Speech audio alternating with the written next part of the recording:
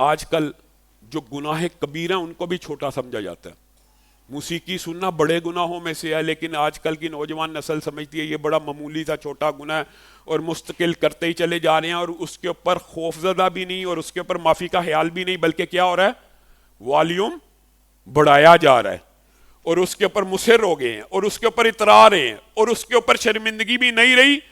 اور اب اس کو اعلانیہ کیا جا رہا ہے.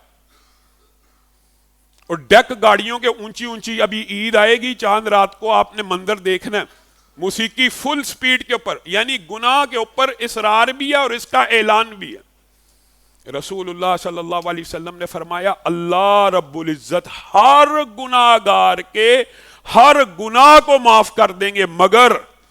ان گناہ گاروں کے گناہ معاف نہیں کریں گے جو ان کا اظہار کرتے ہیں،